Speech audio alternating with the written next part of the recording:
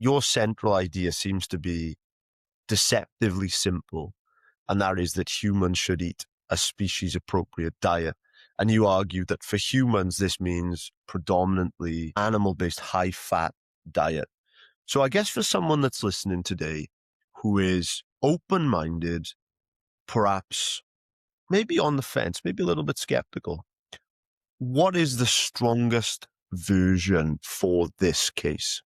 I mean, there's an immutable law in biology, which is that of adaptation. What a species has been exposed to the longest is what they're best adapted to and suited for.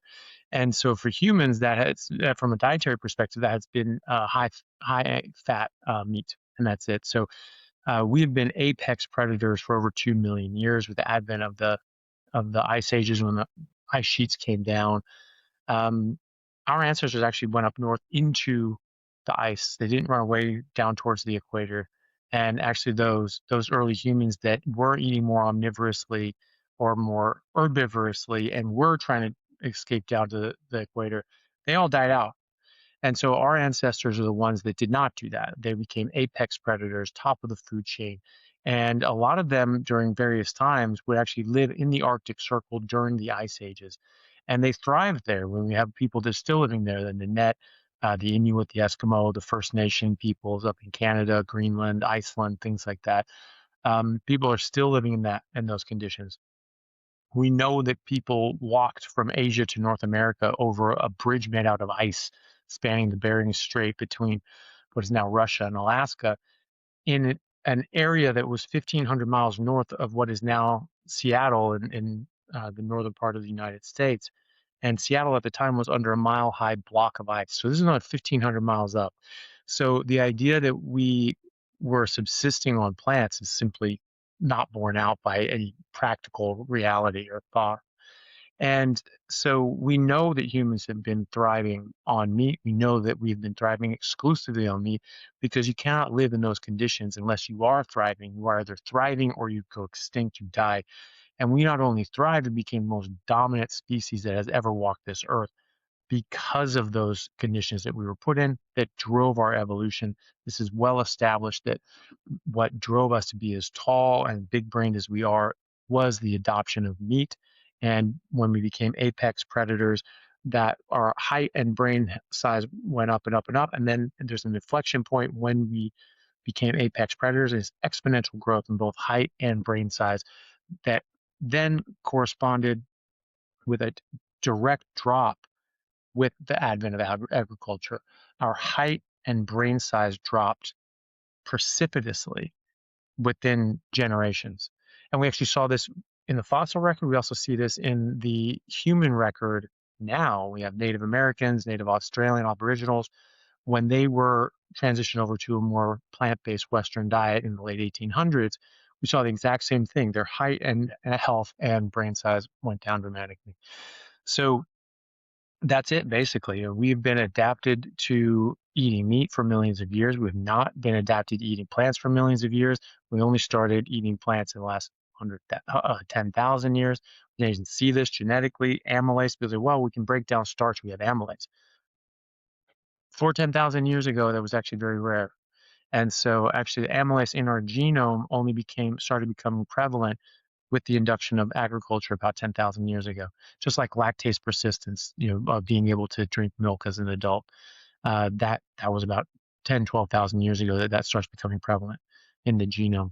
So we actually know when these things happen, and we have not had millions of years to adapt to plants. That's really important, just to sort of end quickly, because it's not that just plants are these benign, free-loving hippie things. We're just like, oh yeah, plants are so wonderful, flower power, great. Plants are living organisms. They're very sophisticated living organisms. They have sophisticated social structures. Botanists describe traits that could classify personhood of individual plants. They can see us. They know individuals when they walk in. Someone comes in chopping up off limbs and trees and ruffling them. They will scream out and warn the others that that person's there. If other people come around, no warning, no warning, no warning. That person comes back in even days or weeks later. The warning comes up and everyone says, hey, that guy's back again. So they're very sophisticated. They have defenses. All living things have defenses, but because they're stationary and they can't fight back mechanically like an animal can, they have to use other defenses, and predominantly they use chemical defenses.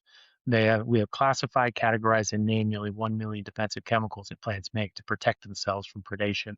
Most of them are lethal. Over four or around 400,000 plants exist in this world. Almost every single one of them is inedible and will kill you if you eat them. So, we need to have adapted to those toxins in plants, and we have some protections and some adaptations because 8 million years ago, our ancestors were more herbivorous. But that was 8 million years ago. A lot of things change in 8 million years. And plants get more and more toxic. There's an evolutionary arms race. You'll get plants getting more and more toxic, so less and less things can eat them, and animals becoming more and more adapted to those toxins.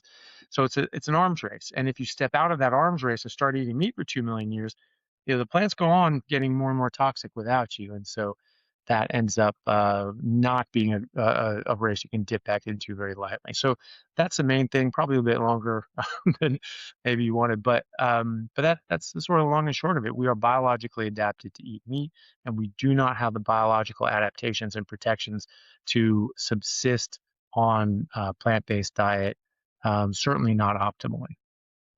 I wonder if someone was kind of thinking, perhaps that, surviving during that period and, us reproducing, which is kind of the hallmark of evolution, that might be one thing. And that could be testament to, I guess, how flexible humans are. But that could perhaps be different to, say, thriving into our 90s. And I wonder if someone could also kind of put to you that, it's extremely difficult, isn't it, with history to kind of get causation. And at different kind of points within our evolutionary history, while something might have happened at one point, it could be the case that there could also be kind of multiple other factors going on. So, there could have been land displacement or other stresses or environmental changes. How do you kind of tease all apart? Because you've got such an interesting argument. I wonder how you kind of think about all those other variables. Yeah, well, it's always, very interesting to look at all these sorts of things. I mean, you even find, primitive populations that were more plant-based than other ones, but that's typically because their conditions changed and their environment changed, and they had to adapt. And just having that herbivorous past actually made us very adaptable. So that's actually a huge advantage, being able to eat some plant matter, even though it's not optimal. It's not going to give you the best health. It will have some toxins. It won't have all the nutrients that we need. We do need some meat that is required. That's not an option. We require B12, we require D3, K2, vitamin A, choline, creatine, carnitine, DHA, EPA. These are required. These are requirements, and they only exist in animal products. And so, if you don't get them in animal products, you will die. Eventually, you will die, and that's all there is to it. So, um, because of adaptation, though, because the ability that we have to subsist on some plant products, if we don't have enough meat, like maybe have enough to just get our essential basic nutrients, but maybe not enough energy or this, that, and the other, um, then filling in that gap with some of the plants, even though it can cause us a bit of harm, will allow us to survive. And that's an advantage. That's a huge advantage. And so that made us much more durable. That made us be able to go in different environments. And okay, this doesn't have as much meat, but we can get this plant or this fruit or this crop or whatever, and that's a benefit. Lions, when they run out of meat, if they don't get it killed, they die. They just starve to death and die. They don't have other options. Crocodiles aren't going around rooting out tubers and things like that when the gazelle don't come through. They just die, right? And so we have a huge advantage because of that. But that doesn't mean that that's optimal for our health. And then all these different things that we've added in now, most of the food chain now is completely man-made. None of this stuff existed in nature. So all the stuff in the last 100 years, all the refined sugar, the sea oils, all the processed food additives, these are things that did not exist 100 years ago or 200 years ago. They certainly didn't exist when we were evolving, right? So you can say maybe there's some mixed in with plants and maybe this and maybe that. but you can't say that the majority of calories consumed now are were what we were designed, because they didn't exist, right? So there's that too. Also, I mean, the thing is too, like amylase. Amylase like just wasn't really in the genome until about 10,000 years ago. You see it little spots, but it's not like you don't see multiple replications or repeats that make us more able to break down starches. So we get some ability to break down some. So certain populations maybe had little bits of this more in there, but it was very very rare and very isolated up until about 10,000 years ago. And then you see it start exploding because that was, again, a survival advantage. Um, as far as, so you can have these microcosms, you have different peoples at different times eating different things. But again, you have to separate out the survival or the necessity or the preference from what is optimal biological nutrients for our species, right? You get everything you need in the proportion you need it from fatty meat. Everything. There's nothing you're missing. People say, well, there's not enough magnesium in meat. I'm like, okay, well, then why is my magnesium above the reference range? Why are all my patients magnesium above the reference range? It's because plants have anti-nutrients that block out magnesium. Caffeine strips out magnesium into the urine. You lose too much of it in your urine. Same with calcium. So when you're eating this mixed diet with these anti-nutrients and things that strip out these vitamins and minerals from your body, you will need more of them. And so when you just look at it on paper, oh yeah, meat doesn't have enough magnesium. Well, yeah, if you're blocking it out and stripping it out of your body, then sure. But you're not doing that anymore. It's a different situation. So actually you get everything you need. So you get everything you need from eating meat. That's it. It's just pure nutrition. That's all it is. There's nothing harmful in it. It's just nutrients. And plants, while they can have nutrients, they also have anti-nutrients. They also have toxins. So you get the bad with the good. And there's nothing in plants that you need that you can't get from meat. We know that because people in the ice ages, people in the Arctic Circle, people crossing the land bridge from Asia to North America. There's no quinoa growing on an ice bridge in the Arctic Circle during an ice age, right? So we know that we can not only survive, but thrive in those conditions without those things. If you are lacking certain nutrients, you will only maybe make it a generation or two, and then that's it. You're done. Maybe not even that. You may not even survive to have kids if you're nutritionally deprived. So if meat were causing nutritional deprivation, we wouldn't be here. So it's just pure nutrition, just raw nutrition, just giving you the things you need and excluding all the things that could potentially cause harm. It's not that all these things will cause harm. It's just they can cause harm. And so it's just a simple way of just saying, you know what, get it all out and just keep it down to basics and just focus on the nutrition side of things.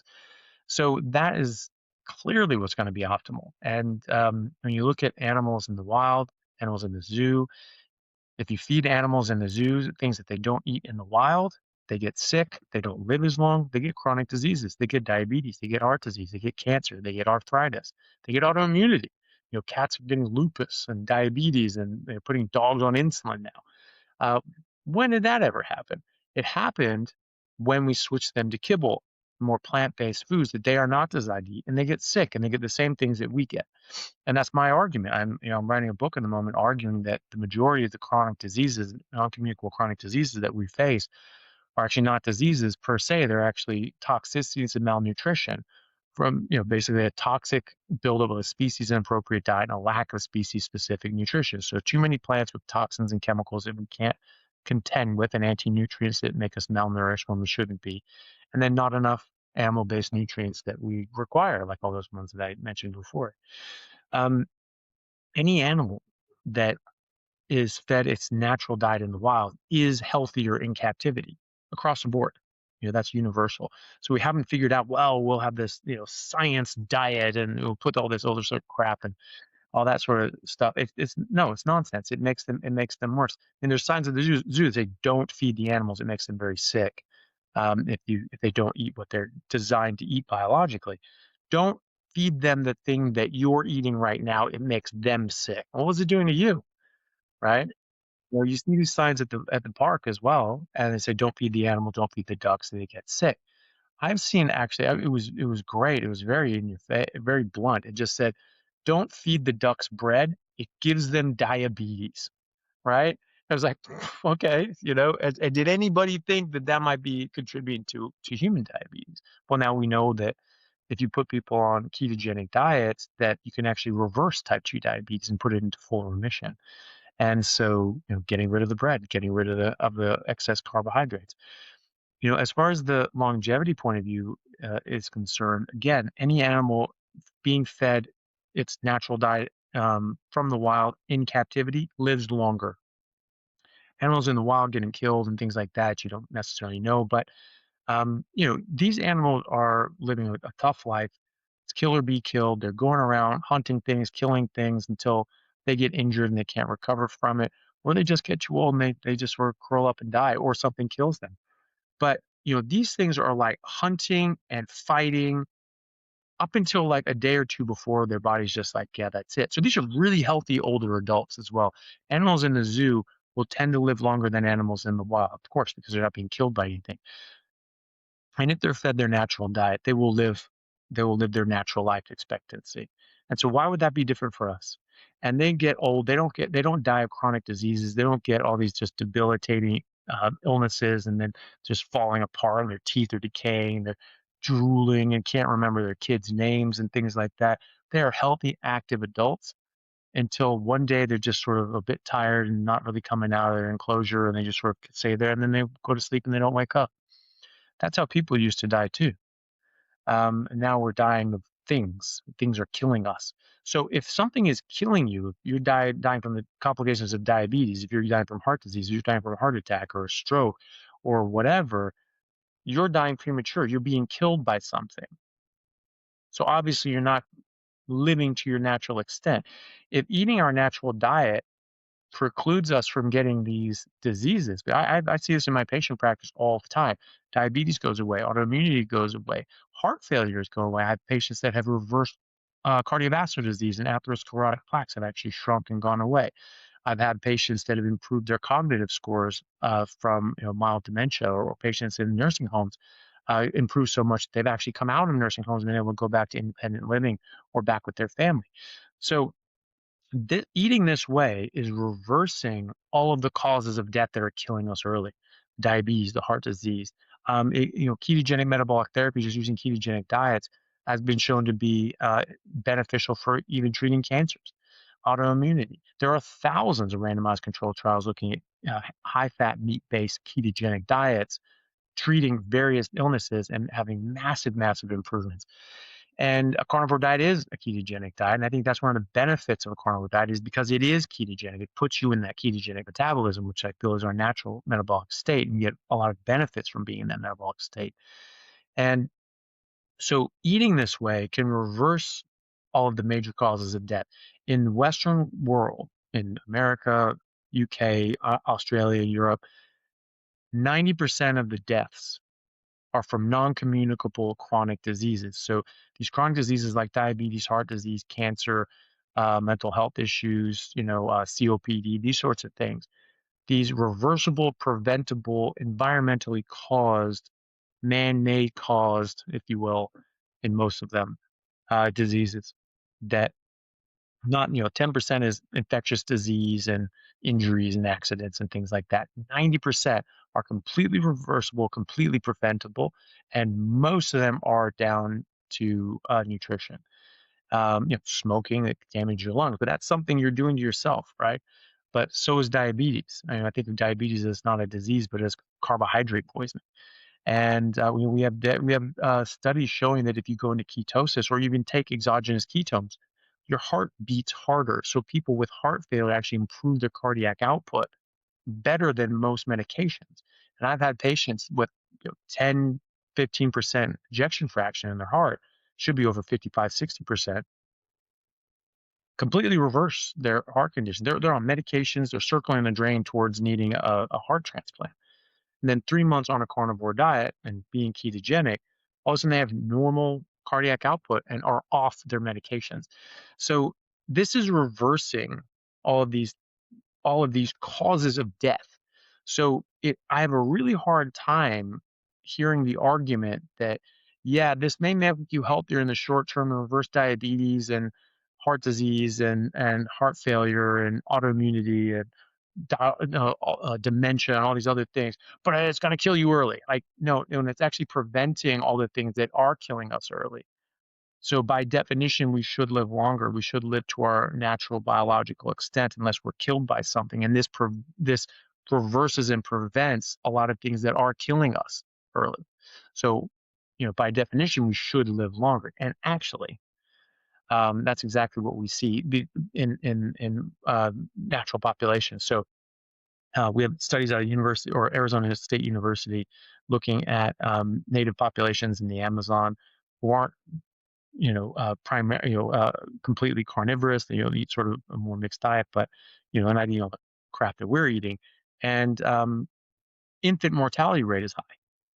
That's the big thing. People say, well, these people don't live long; they only live in their 30s. That's not true. That's average life expectancy from birth. And if 3 out of 5 kids are dying in infancy, those next two have to live a long time just to bring that average up to 30. In fact, in America, we have census data going back to 1850, where in 1850, average age life expectancy from birth in America was 38 years. And so that's what people look at and go, oh, people only lived into their 30s, meaning that they were dying in their 30s. No, they weren't. That's average because a lot of kids were dying early. But if you made it to 10 years old in America in 1850, on average, you'd actually make it to 60 years old, right? Big jump, right? And if you made it to 20, it would be higher and so on. So if you got to adulthood, on average, you would live as long or longer than people are living today. And certainly when compared to just average life expectancy from birth. So when you look at the modal age of what the adults tend to live to as adults, and the things that are killing them are accidents, wars, leopards, and infectious disease, famine, things like that, not the chronic diseases. And in these studies, in these anthropological studies, they actually show that they don't get the sort of chronic diseases that we get, and they live into their 70s, 80s, 90s, and they're doing so healthy, and they're living to be great old age, active like we would in our 20s. Most people in their 30s are basically over the hill. These guys are in their 70s, 80s, 90s, and they're still running around in thong underwear, like throwing spears at giraffes and things like that. So they're much healthier than we are. And they're not getting these diseases. They're dying of other things, and they're living just as long as we are. So if it says, well, if you live long enough, then you'll get these diseases, that was a pretty dumb lie that people have been saying for a long time. But these people are actually living in their 70s and 80s. They're not getting these diseases until and unless they move to more Western countries or start eating more Western food. And that has been clearly documented for over a century now, that when these populations eat Western food, they get Western diseases, the non-communicable chronic diseases. And so that's what in the modern day anthropological record, it says that they don't get any of these diseases until they move into the city or they get exposed to this sort of stuff. And then they get all of these things. They call them the diseases of civilization, which are non-communicable chronic diseases, diabetes, cancer, etc. And so they don't get them unless they do something else, right? So it's an exposure, right? They're being exposed to something or they're having something taken away. And so they're getting sick as a result of that. And so that's what we see. When we look at native populations, they're elderly. I mean, they're talking about people being in their 90s or over 100, 110, still hunting, fishing, herding caribou like the Nanette. I mean, these people commonly say that they're 99 over 100 and still out there, herding their, was it reindeer or caribou or whatever they herd. And they're just out there and healthy and active. The Inuit population in Canada, like the called First Nation now, I believe. Their traditions were that when the elderly got to a certain point where they couldn't chew their leather, couldn't chew on hides that sort of turn into leather or whatever, because they wore their teeth out because you're chewing on these hides and things like that for so long, that just wear their teeth down. Basically, they can't do that. They just basically weren't pulling their weight. They were just sort of dragging these down. Also, they couldn't eat anymore, couldn't chew their food. They would actually just go out and expose themselves to the elements and basically let the polar bears eat them, which is pretty dramatic. But that was the thing. And so, um, yeah, you would die from the conditions or from a polar bear or from, an injury. they weren't dying from diabetes. They weren't dying of heart disease. They got 4 grams of fat to 1 gram of protein. They'd eat 50 ground beef, like equivalent. Basically, 50% of what they were eating by weight was fat, and that's about 4 grams of fat to 1 gram of protein. That's over 90% calories from fat and under 10% calories from protein. And actually, when you do that, you upregulate a hormone called FGF21, which actually stimulates an extra 400 kilocalories of lipolysis, fat burning a day, as heat energy. And I think that's to survive in those cold winters, those cold weather conditions. It's probably a holdover to when we were in ice age conditions. That you're in these ice age conditions, you're probably eating fatty animals that have blubber to protect them, and your body just goes, okay, yeah, we need to use this. Let's burn this up as heat energy. And so they're eating tons of fat. They're not getting heart disease. They're not getting cancer. And their teeth aren't rotting out of their head. They're using them so long that they wear them down to nubbins until they can't use them anymore. And then they go out and kill themselves, right? So they're not even dying of old age, right? So, the idea that eating this way actually shorten our lifespan, I mean, it doesn't make any biological sense, and it doesn't stack up against the evidence. There is no reason why eating our biologically adapted, designed, and appropriate diet should make our lives shorter. That doesn't make any damn sense. And you say, well, but I have this survey, and we said that more plant. Shut up. Man, that's not real data. That's not real evidence. And those things are like food frequency questionnaires. No one's ever looked at a carnivore population and asked them the same thing and seen who lives longer. You just, it's junk science and lazy studies. So, um, I mean, there's even historical records, Native Americans living well over 100 years. There's Chief John Smith White Wolf, who died in the 1920s, and he talks about and has been talking for decades about his role fighting in the War of 1812 as an adult.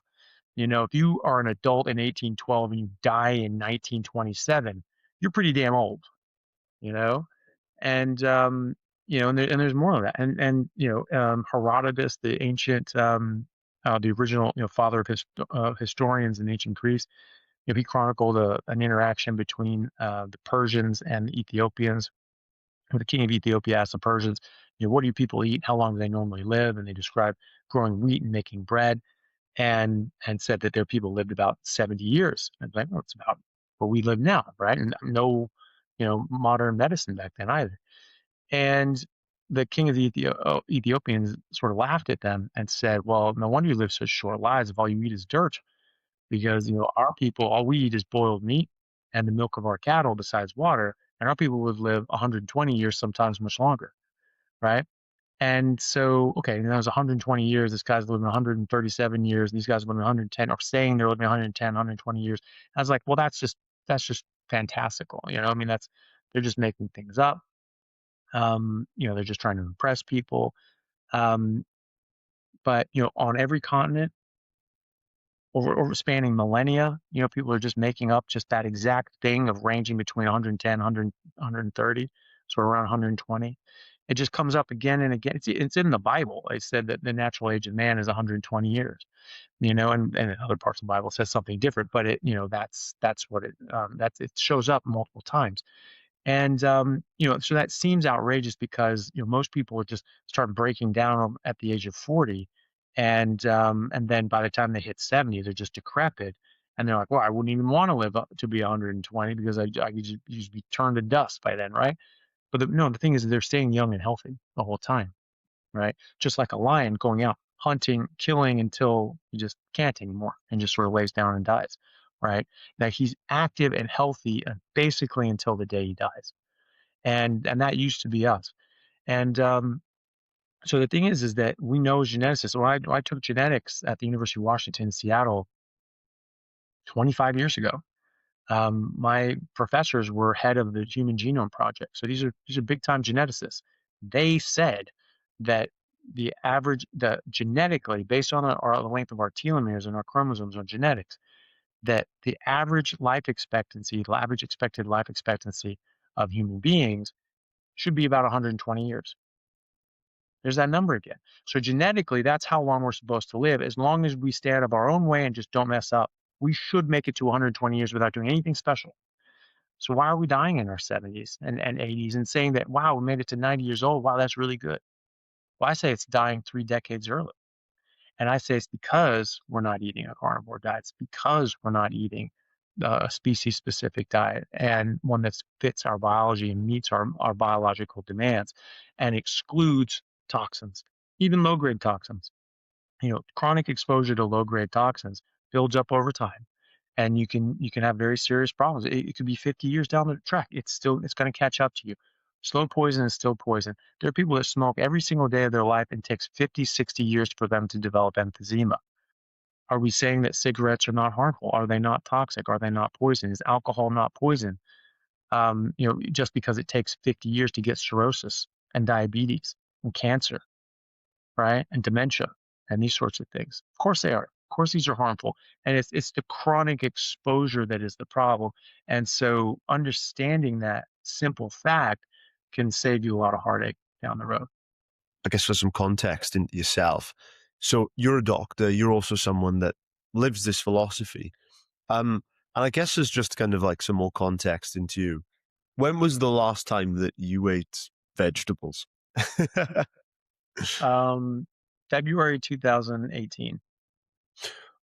And what would you say to someone that goes, wow, that's a long time, what was kind of the driving force behind that? Well, I actually, in my early 20s, I just stopped eating plants altogether because I had a professor of cancer biology that basically told us how toxic they were and how they had carcinogens. And then it's actually been documented that they had dozens of carcinogens since, just like the plants we eat, had dozens of carcinogens since the late 80s, early 90s with the work of Dr. Bruce Ames, who's a professor at UC Berkeley. And, they were trying to show that they were trying to ban pesticides and saying, "Oh, these pesticides, these poisons are harmful," getting them in our food system, which is true. I mean, they are. I mean, they're poison. They're designed to kill insects and other things trying to eat the plants. Okay, no, then we eat the plants and we're expecting everything to be fine. And what Bruce Ames pointed out and showed in his studies was that actually 99.99% of all pesticides and insecticides actually are inside the plant, naturally occurring, that they make themselves. This is why we don't have to spray, we don't have crop dusters going over the Amazon rainforest constantly trying to, put pesticides and insecticides down because they make their own. They make their own pesticides and insecticides and in much higher quantity than we spray on them. It's just there's only certain, again, there's that evolutionary arms race. There's certain bugs and animals that can eat certain plants. Other ones can't. Most can't. So, certain ones are going to be specifically biologically designed to eat a certain plant. Okay.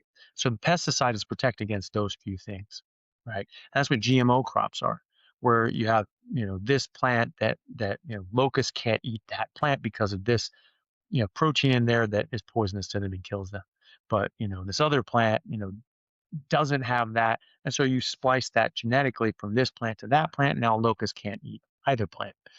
And that makes it more durable, get better crop yields, and they're more poisonous by definition, right?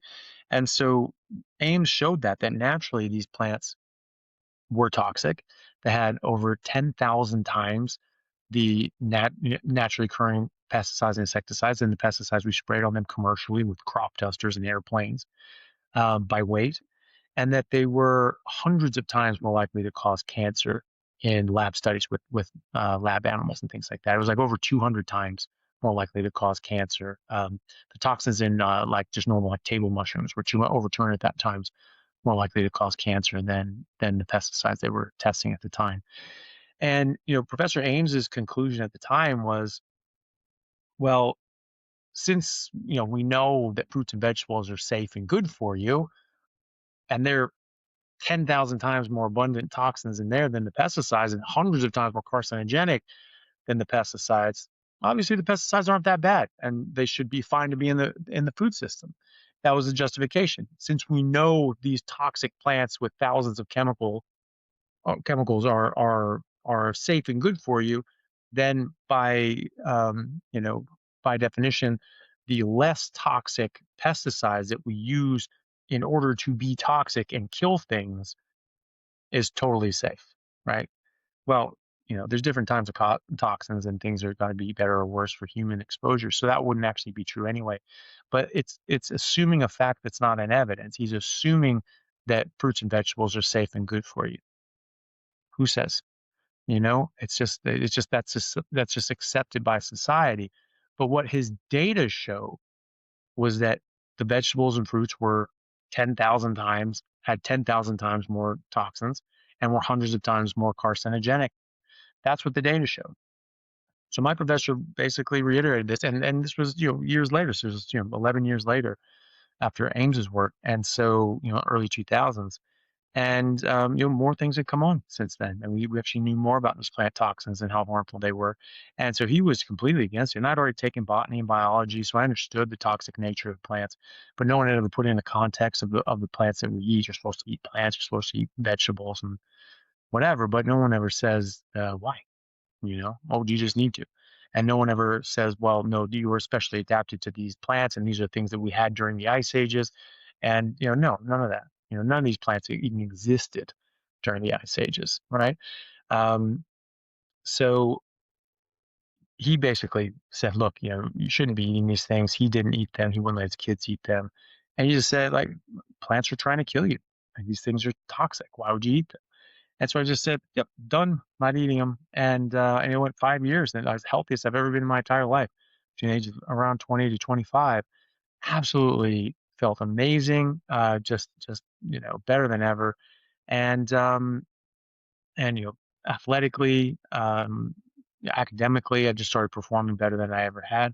And I was already, doing well. I was an All-American rugby player. I was, doing well in school and pre-med and things like that. And so, but then it just took off, it just really took off from there. My athletic performance was it was just unreal after that. And then I sort of slipped off of it because I was actually living in England and playing rugby over there and just couldn't get the same kind of meat and so I made, that I would normally get. And I sort of made some concessions and sort of, and it didn't work out. I didn't feel as good. I had some meat that had a bit of crumbs on it, but it was pre-cooked and it was easy, it was convenient. So I convinced myself that, well, dose makes the poison, so maybe it's not that bad. Yeah, dose does make the poison. The dose is about that big. It's very small. But the biggest thing and I remember thinking, I was like, why don't I feel as good? Why don't I feel as superhuman amazing as I normally do? Like, what's going on? And I didn't realize until 13 years later when I came back to this, but that's when I shifted off and just started eating just the very little things, like the crumbs on chicken. Um, but then that sort of opened the door. Now it wasn't just like that as a plant, I'm not touching it. To well, a little bit. Oh, you're supposed to have some vegetables. Oh, you're supposed to have some mushrooms. Like, oh God, okay, maybe I'll eat these stupid things just in case. And never felt as good. Never felt as good. And then I was 38 years old. I came across um, information that just said very clearly, no, humans actually are carnivores as a species. That's just the type of animal that we are, and that's what we're biologically adapted to. And I learned that in second grade, that humans have been apex predators for 2 million years. Apex predators are by definition carnivores and meat eaters, and that is our biological design. And so we know this. This is we have very clear evidence of this, but then we're just told that there's this survey that said that we should eat some plants. And so like, okay, that's great. I'm going to go with the hard evidence, hard biological evidence that this is what we need, and also just my own lived experience. If I'm going in and I'm eating one way and then I change to the other way based on the evidence, and my life dramatically improves in every positive way possible, I don't actually have a lot of time for the people that says, oh yeah, well, you just wait. Like, no, I've been waiting. It's been a decade. I'm healthier than you, and I'm healthier than I've ever been. Like, I'm sorry, that's just not the case. And I see people reversing these diseases in real time. And there's actually a lot of clinical evidence to show that this is beneficial. But you know, it was it was really just coming across that again. It was actually Dr. Sean Baker on Joe Rogan. My brother was just blown away. He's like, oh, there's this guy. He's a doctor, but he also played like professional rugby as well. And he's saying that you can just get all your nutrients from meat. And it was just like immediate reaction is just like everybody else is like, well, that's crazy. No, you can't do that. But then all of a sudden, the second after that, back my brain just clicked in and went, well, I actually did that for like 5 years. Was just because I just wouldn't eat any plants. And so that's basically that. And I that's the time I've never felt better in my entire life. And I remember thinking to myself, I was like, should I take like a vitamin, or do I need to eat a banana or something like that? Am I missing something here? And I remember thinking to myself, well, I feel good. My gums aren't bleeding. So it was just ride this out and see what happens. And it was 5 years. It didn't take a vitamin, didn't eat a banana once. And it's great. Never got scurvy. It's been, so all told, it's been 13 years, no scurvy. It's just like, okay, when's it happening? Right. Normally that would set in within 2, 3 months. It's been 13 years. So, okay, what gives? Um, and so I said, okay, well, I'll check it out and see what I think.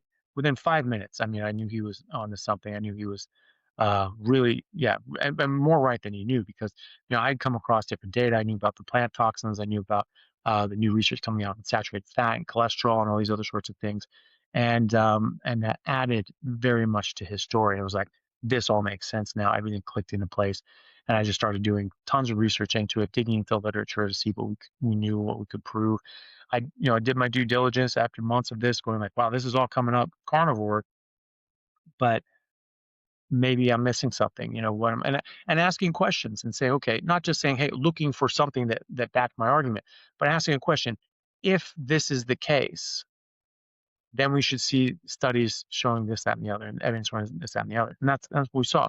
If plants are the problem, if sugar is a problem, if this is a problem, we should see these things. And that's what we saw. And so I just asked questions and then started looking for answers and looking for data and evidence to test those questions against. And it just kept coming up. You should be eating meat and not plants. And so I said, okay, well, there are vegans out there, there are vegetarians, there's PhDs and MDs that push this. What am I missing here? What are they saying? What are their arguments? And what is their data that they're looking at? Because I didn't want to be a victim of confirmation bias. I just wanted to know the truth. And so I looked through their websites and blogs and things like that, and looked at and it was all just garbage. Really, it was all just really tired old lies. That, oh, meat. Everyone knows meat kills you.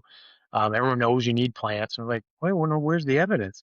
And it all came back to just misconceptions, like that cholesterol and saturated fat cause heart disease. We have definitive evidence showing that it doesn't. So that's just the old way of thinking, and it's wrong. And then also and then just flat out lies, like saying that humans biologically are herbivores and we've evolved as herbivores, and we never ate meat, and that's a very new introduction. I'm like, well, that's just a flat out lie. So it's just lies and misconceptions is basically what their arguments were based on, which is why I've done so many you know arguments and debates with vegans, because it's like their arguments are based on faulty logic, bad evidence, and flat out lies. And manipulation, a lot of manipulation. You see the people, and a lot of these vegan activists, proponents. You can see there's a lot of manipulation of the data. There's manipulation of arguments to try to make it look like their argument is better. And the thing is it's intentional. It looks like they're very much intentionally misleading people. So that means that they're not serious about this. They're actually pushing an agenda. They're pushing an ideology. They're not actually saying, look, this is just the evidence. This is just what it is. That's what I do. I'm just like, look, this is very clear. Look at this study, this study, this study, this study. Look at all our ancestors going back 2 million years. Look at all this data. Look at when people switch from meat-based to a plant-based diet. They shrink, their brains shrink, their teeth start getting crooked. Weston A. Price actually showed that you could stop this and reverse this in real time, and documented it. So all these different sorts of things, and there's a reversibility to it. There's a reversible nature to it. And so there's just evidence there, and that's just what we're going on. But the stuff that I found that they were putting forward was just it certainly wasn't convincing to me anyway. And so I was just like, okay, yeah, look, this looks like what it is, and then I started looking at this from a medical point of view, sort of looking at this. Okay, our species are carnivores, but we're not living as such. And everything just started slotting into place. Why all these unexplained diseases and conditions that no one just knew where they came from. They're just getting worse and worse and worse. Well, that's obviously environmental. Our genetics didn't change in 50 years, but our environment certainly did. And so that's where you're going to find this increased prevalence is through our environmental changes. And so it's just figuring out what those environmental changes are. And if they are environmental changes that cause these diseases, obviously it's environmental changes that are going to cure the diseases as opposed to just pharmaceuticals, just coming up with new drugs that had never existed before. Diabetes is not a metformin deficiency, right? And high blood pressure is not an amlodipine deficiency. Like it's just these are something else are being caused, and if it's environment causing it, then we need to find environmental solutions, and that's what I see in practice every day. You change a person's microenvironment, their diet, and their nutrition, these problems just go away. By and large, it's the things that I see every day reversing would absolutely shock other doctors that haven't come across this yet, to the point that they would think that it's completely untrue. And that's why we have to publish these things. That's why I'm publishing case series on reversing multiple sclerosis. Dr. David Unwin in the UK has published multiple case series and patient results with radical recoveries from diabetes and other conditions as well. So that's why we have to just get that data out there. But no, it's pretty amazing what we're doing and what we're seeing. And yeah, so I went on some tangents there, so I apologize. Get back on track. Yeah. Well, I can't wait to chat with you about about autoimmune disease. And just to follow up on a few things you said, if I could just put just a couple of things that I guess, there were so many points in there. I wonder if I could just put to you some things that probably our audience would be wondering about at this point. I think that much of what you've said is making me reflect on the 400 plus interviews that I've done on this show with vegans like Neil Bernard, multiple advocates of like a plant-based diet like William Lee or Dr. Bolshevitz, and then even people like Sean Baker that I've chatted with. And I always am completely agnostic. If the data said tarmac was the best thing for my longevity, you'd find me outside with a shovel, But I would love to kind of put you just something that I was thinking about, and that was that no matter who they are on the spectrum, whether it's kind of Neil Bernard on one end or Sean Baker on the other, unanimously what people agree on is the fact that ultra-processed foods are terrible for human health. And the carnivore diet, for instance, by and large, that is an incredible elimination diet at getting rid of those. Just as a kind of follow-on to that, I guess, where you talked about that, this idea that the professor talked about, plants are trying to kill us. This idea that there's chemical defenses that deter predation.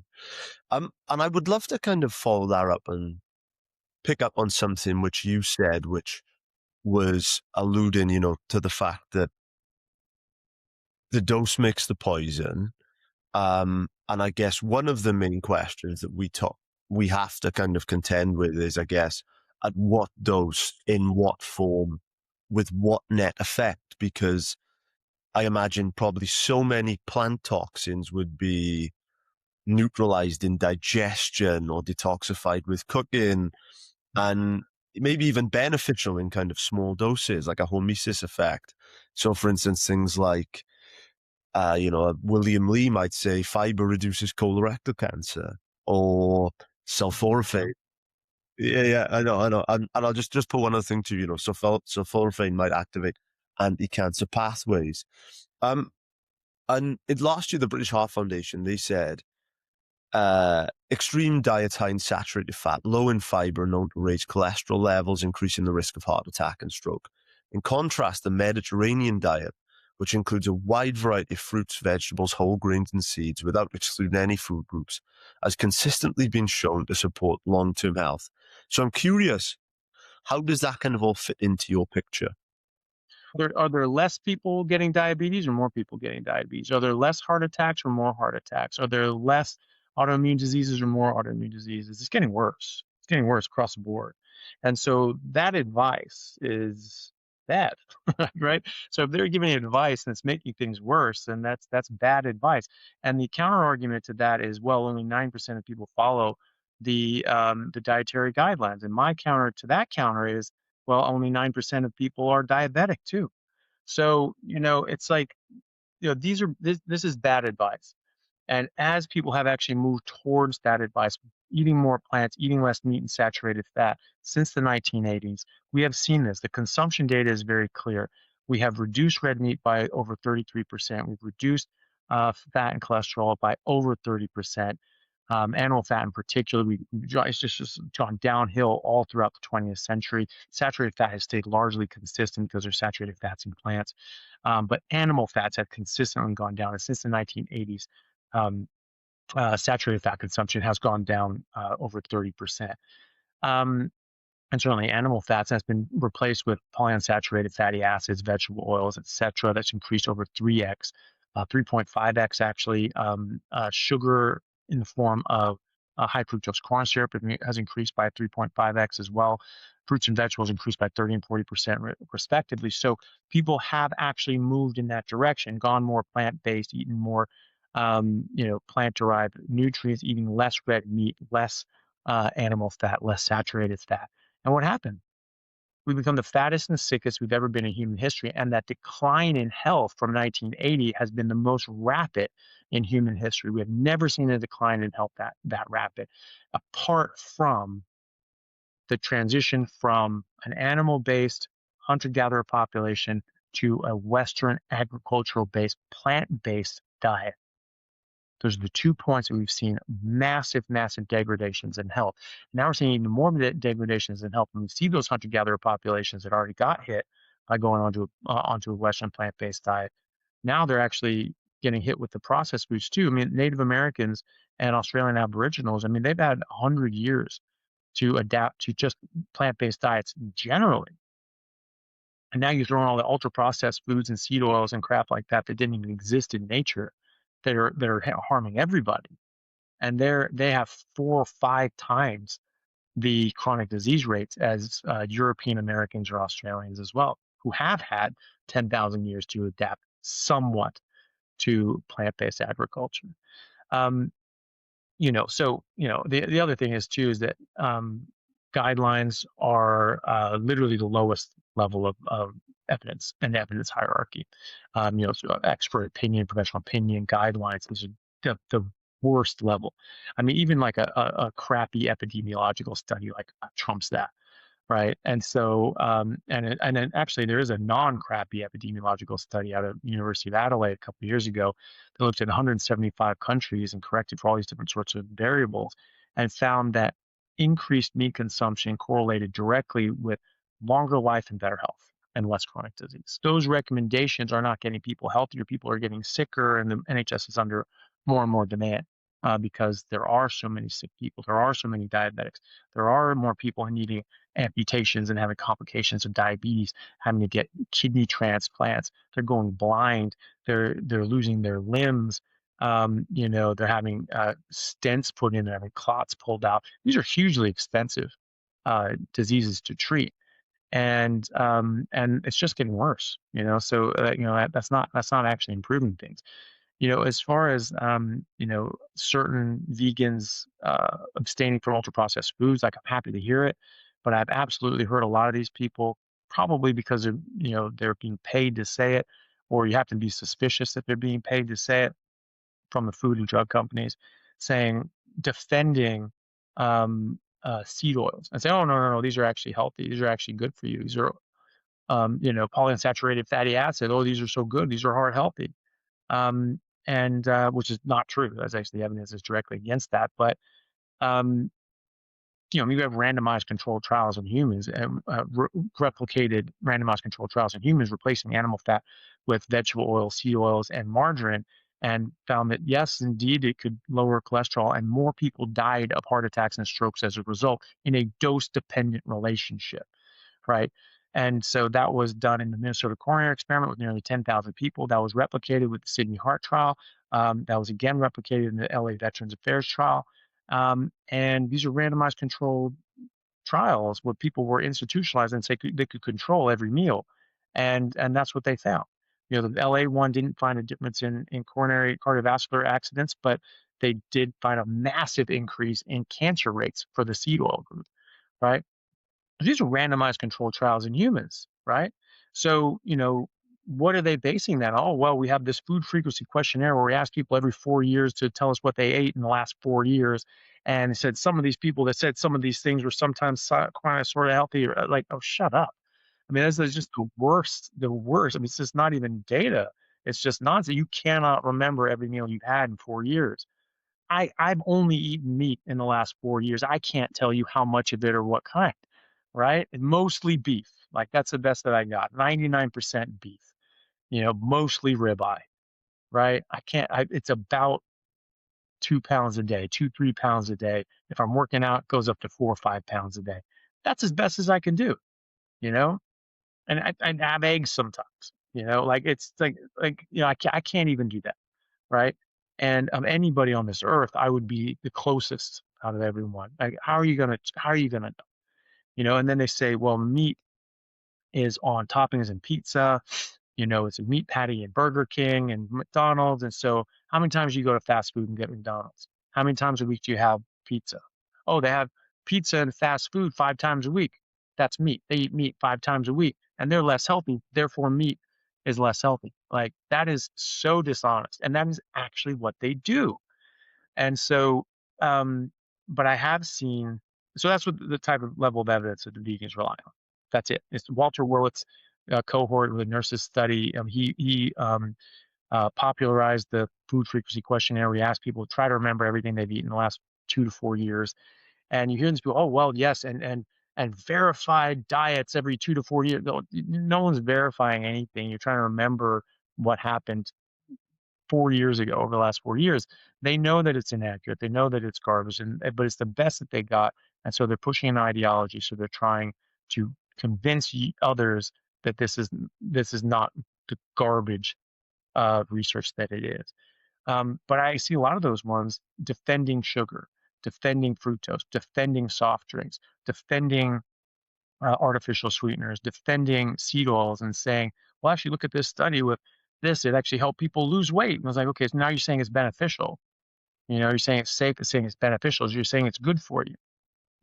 And so, that's the ultra processed foods. And so now there's people actually defending these ultra processed foods. I would say because they're being paid to.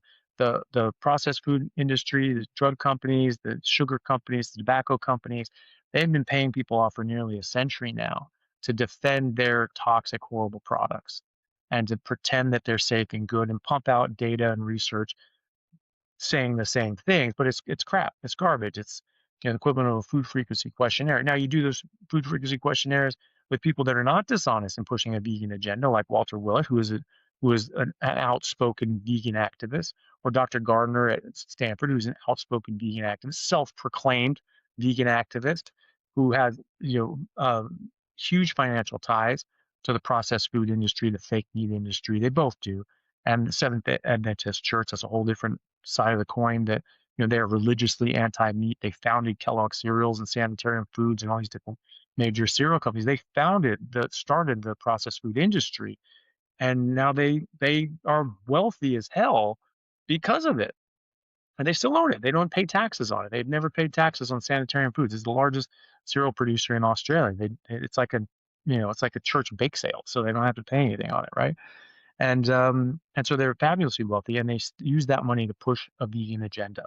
And so they pay Willett, they pay Gardner, they pay for these studies. They do their own studies, and they are the gatekeepers because they do the peer reviewing on a lot of these papers as well.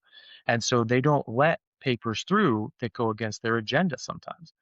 And so you have like the Walter Willits out there just pushing a vegan agenda, and they manipulate data in these food frequency questionnaires. But then you have other people use the same methodology, like the food frequency questionnaire, like McMaster University.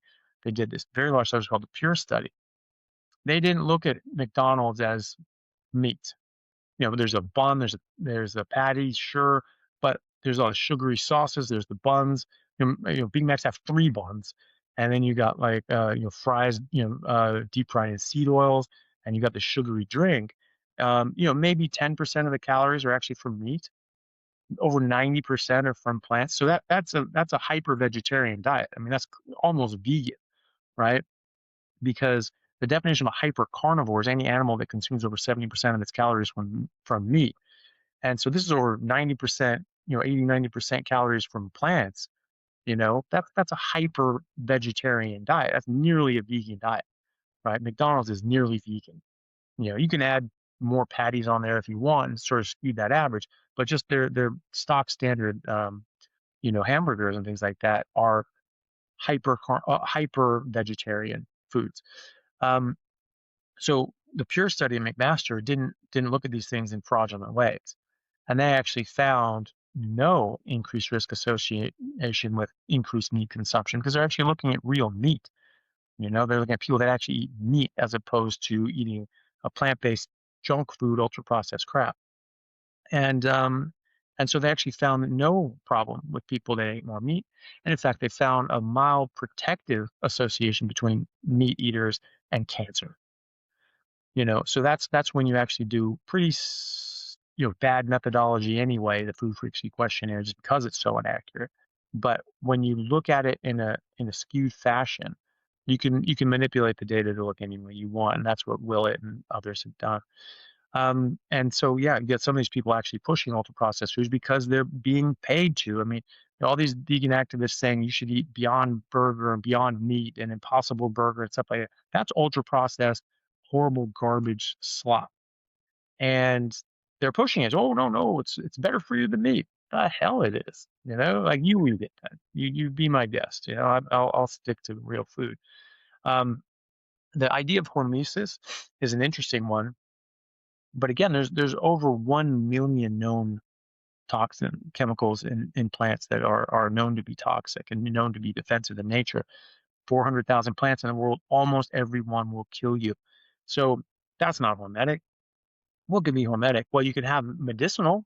I'll give you medicinal, because you have like digitalis in foxglove that in doses measured in micrograms, so like a millionth of a gram, um, can kill you and stop your heart. But if it's just low enough, it actually increases contractility of the heart, so it helps people with heart failure. So if those patients that have 10%, 15% cardiac ejection fraction, that can increase cardiac motility and contractility, and that can increase your cardiac output. And then you get people down at 13% on the digitalis, and they're in real trouble. And then they go carnivore, and it goes away.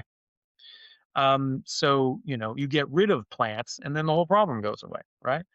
But that can be medicinal in those circumstances, and so that can confer a benefit. But but a little bit too much, and you're dead, right? And it's only beneficial if you have that problem.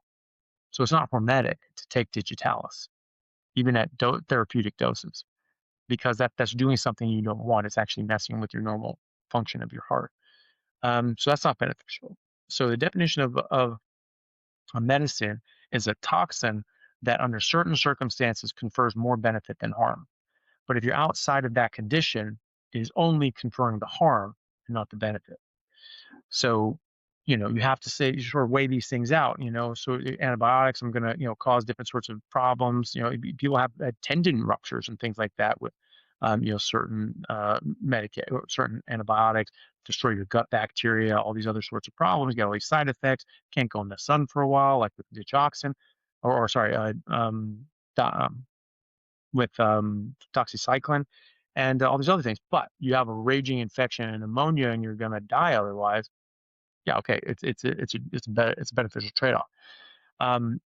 But you don't have that horrible pneumonia or sinus infection or whatever, then you're just getting all those side effects and those bad problems, right? So that's not worth it. Hormesis. So the definition of hormesis is some harmful substance or exposure that causes known harm at a certain level, but that below that level can cause benefit. So it's a known harm past a certain point, but before that point can provide benefit. Now, that is not going to be true of every harmful substance. There's no level of getting shot in the head that is beneficial for your head, right? It's all bad. Even if it's just a graze, it's bad, right? Right between the eyes, that's bad, right? So there's no level of getting shot in the face that's hormetic and good for you, right? Maybe character building, I don't know, but it's not something I would like anyway. It's not, beneficial to the organism anyway. So, and there's some chemicals like that. Cyanide, there's no safe level of cyanide. And there's cyanide in almonds. There's cyanide in cassava, which was a staple of over 750 million people in the tropics. And the level of cyanide that are in cassava and in cassava snacks and things like that, and in almonds, just normal sweet almonds, the amount that are in there, that if those were put into a food product through industrial means as like a byproduct of making that food stuff, that would have to have warning labels on it. Probably wouldn't get approved for sale for human consumption. Say like, warning, this contains cyanide, limit your exposure, blah, blah, blah. But because it comes from a natural source, they don't have to say that. It's natural cyanide. Oh, that's fine. It's like, it's still cyanide. Trust me. So if you're going to say something's hormetic, you first have to say which ones are hormetic, at what dose are they hormetic, what are those hormetic benefits, and and then you're looking at this. Are you isolating this? So it's just sulforaphane. You're just taking sulforaphane all by itself, and it's hormetic at this level. But broccoli comes with a whole bunch of other stuff, not just sulforaphane. Okay, so how much broccoli do you need to eat in order to get that hormetic dose? You have to prove it's hormetic first, which they've never done. There's just suggested hormetic or maybe even medicinal benefits to sulforaphane, but it will be at a certain level. Okay, so how much is that? Just saying, well, this is hormetic, this can be hormetic, eat as much as you want. Okay, so at very micro doses, arsenic actually is hormetic, and it can be beneficial in certain circumstances. Past that, you become sterile and you die. Okay, so you can't say, well, arsenic is hormetic at a certain level, therefore have all the arsenic you want. No, because it can kill you, right? So you can't say sulforaphane is hormetic, therefore have as much broccoli as you want. More broccoli, the better. No, because past a certain point, that hormetic substance becomes a toxin. That's the definition of hormesis, is it's something harmful that in microdoses is beneficial. So when you come out of microdoses, it's harmful again. And so you have to define that. You have to say how much sulforaphane is hormetic. Past that point, it's harmful. How much broccoli can I eat to get the hormesis versus the harmful? And then you have to show that all the other thousands of toxins that are in broccoli are hormetic, and hormetic at the same amount of broccoli that you'll get that hormetic amount of sulforaphane at. That's not going to happen. These plants are not making these toxins be beneficial. They're making these toxins to be toxic. Broccoli has a lot of goitrogens, which cause goiters, which are enlarged, damaged, dysfunctional thyroids. They block iodine uptake in the thyroid. This is a known harmful toxin that has these harmful effects. So you get thyroid dysfunction. Okay, so how much broccoli do you need to eat? And what conditions were that broccoli grown? Were they picked young? Were they picked old? Do they need to be cooked? Do they need to be this? Do they need that? To how much sulforaphane you get? You don't know. You can never tell how much sulforaphane is going to be in there. So you're just playing a guess with something that could be kind of maybe all right-ish, and past that point, toxic, known toxin. I mean, that's a pretty dumb position to put yourself in, and also, what levels are all these other toxins at? We know they have them. We know broccoli has goitrogens. We know they block out iodine uptake in thyroid. We know that causes thyroid dysfunction. We know that about kale too. They had to stop giving kale to livestock because it caused so much thyroid dysfunction, stillbirths and deaths in the babies and things like that. And then they just said, okay, well, we can't give it to livestock. We're losing money, but all right, it's never been proven to be harmful to humans. Just give it to those idiots. Let them eat it. And I was like, it's killing animals and livestock and causing horrific, thyroid dysfunction. Why do you think it's going to be safe in humans? It's so easy to put something in the human food chain without ever having to prove it's safe. It's almost impossible to get it taken out. I mean, can you imagine how difficult it would be to get kale taken out of the food system now, even though it's proven that it has goitrogens, even though it's proven to cause stillbirths, thyroid dysfunction, even death in livestock, which are herbivores. We're not herbivores. They're herbivores, and they still died. And and so it'd be impossible. You're never gonna, it's not gonna get it out, right? Um, it shouldn't have been put in the first place, really. But from a hormetic standpoint, right? We know there are other toxins, so you have to show that it actually is indeed hormetic. Then you have to show that all these other toxins are hormetic, because it's just because this one thing's hormetic, maybe you isolate that, put that in a pill, sure, you know, but if you're getting in its food form, then you don't know what dose you're getting, so you have to get a bit lucky on that one. But then it's coming with thousands of other defensive chemicals that, well, are they hormetic too? And are they hormetic at the exact same dosage that the sulforaphane is? That if you have, 1.5 ounces of broccoli, that's going to give you a perfect hormetic dose of all 5,000 toxins that are in there. You know, probably not. Probably it's going to be all over the place. It probably is going to be more harm than good when you balance it all out. Also, they say that sulforaphane can help fight cancer. Like, okay, do you have cancer? If the answer is no, then I would recommend against taking chemotherapy, right? So, like that's typically reserved for people with cancer, and it can kill people with cancer. It can be toxic to the healthy cells and can cause serious illness and even death.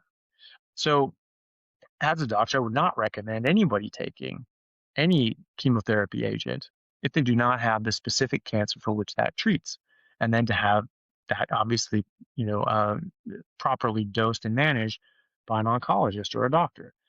Um, Fiber, that's a fun one. Um, why do we think fiber is good? It comes from sort of recent decades. A guy named Dr. Burkitt, who came up with Burkitt's lymphoma, very famous surgeon, and he was very well known. He was doing work in Africa, and he saw these indigenous tribes had very low rates of bowel cancer, and they had large stools. And he said, "Oh, these guys eat a lot of fiber.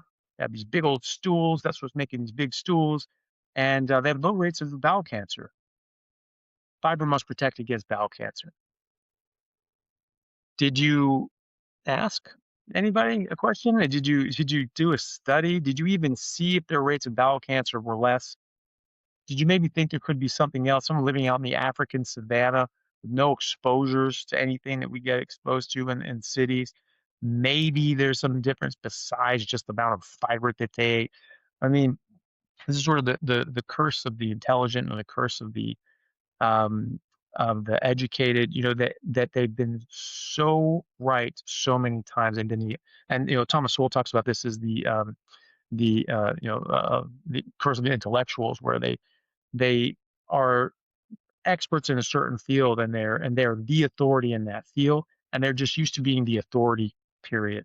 And so then they go outside of their field, and they go into something that's completely unrelated to what they're doing, and then they just say, I bet this is what's happening. And because they've spoken and thought so authoritatively for so long, that they don't think there's any way that they could be wrong. And if someone walked into their field and started speaking authoritatively about their subject, they would rip them to shreds, and rightly so. But then they walk into somebody else's field and just go, I know everything there is to know about this, right? And that's what Burkitt did. He didn't study it. He didn't actually do any experimental, study designs. He didn't even do an epidemiological study. He didn't look and see if there were any other sort of confounding factors that could have influenced this. He just said, I bet you that's what it is. In fact, studies have now shown that actually no, there's no protective value to eating fiber. Now, eating a whole food diet, that can be better, right? Because that's the difference between a processed food diet with a whole bunch of seed oils and sugar, processed carbs and garbage, and preservatives and chemicals and things like that, versus just plant chemicals and toxins and things like that. That can be a difference, but that's not the same thing. And there's also healthy user bias. People that eat more whole fruits and vegetables, they eat more whole foods generally. They're more likely to work out. They're less likely to smoke. They're less likely to drink. They're more likely to get to bed on time and do other things that are beneficial to their health because they're health conscious. So them this healthy user bias. And you can correct for everything into your heart's desire. You're never going to correct for everything. And So other studies actually shown that fiber can be harmful. Fiber cannot be broken down, cannot be digested. We do not have the biochemical mechanics to break down fiber. We cannot. We do not make cellulase. We do not have an abundant amount of bacteria that break down fiber, turn it into fatty acids and protein. We don't have an extremely elongated colon, which is where the bacteria would be. We don't have a massively inflated appendix, which is what gorillas and chimpanzees have. And that's where fiber packs down and ferments and breaks down. We don't have that. So we can't break it down. It has to come out the other side.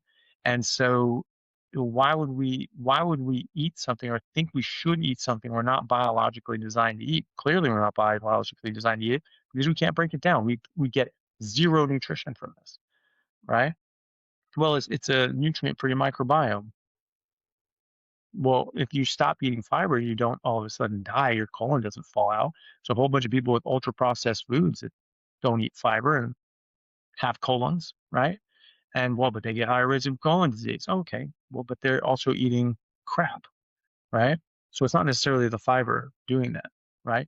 And people that are on carnivore diets, you have higher levels of these short chain fatty acids than people that eat fiber because they're amino acids that get broken down into short chain fatty acids. You make beta hydroxybutyrate, which is actually the downstream product of those short chain fatty acids, which the intestines require, or not require, but are optimized by, because your whole body is optimized by ketones, which is further evidence that we're designed to be in a ketogenic state, because most of your tissue preferentially use ketones over glucose. When you have ketones available, your brain, your heart, your muscles, your intestines, and most of your tissue will run on ketones until those ketones run out, and then we'll switch to glucose. And so obviously that's its primary fuel source. And so you don't need fiber to get those things. And you don't want it either, because there are actually a lot of studies that show that it worsens constipation. It doesn't make it better. It actually slows down motility, causes you to create more methane, which actually slows motility, increases constipation. So you have slower transit time and worse levels of constipation.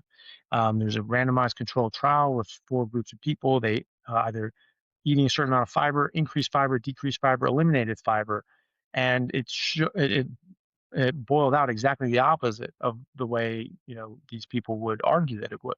People that stayed the same stayed the same. People that ate more fiber got worse. People that ate less fiber got better. People that eliminated all fiber resolved 100% of their bowel issues. 100%. 100% of them resolved 100% of their bowel issues. Right? So, that's the experimental data that we have. We don't have experimental data showing that fiber improves constipation or improves motility or improves outcomes. There are pretty weak, pathetic studies where you sort of give people a fiber capsule and then look at different sort of blood pressure issues or something like that and say, oh, well, look at this improved blood pressure. And one of these guys tried to say, oh, look at this meta-analysis. And they, meta-analysis looks at a grouping of studies and tries to get a larger, broader scope on things. And so, it's a good level of evidence. But if you're doing a meta-analysis of studies that are just pretty useless, you get a pretty useless meta-analysis. It doesn't all of a sudden make bad studies good. The old saying is junk in, junk out, right?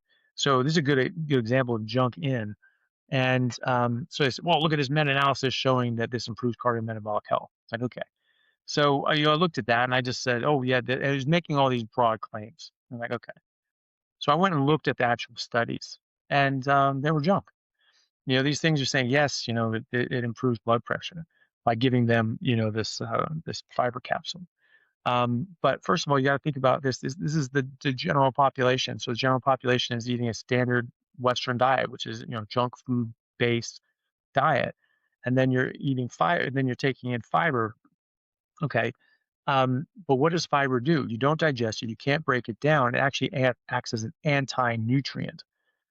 So in fact, you don't get nutrition from it. You get less nutrition as a result of it.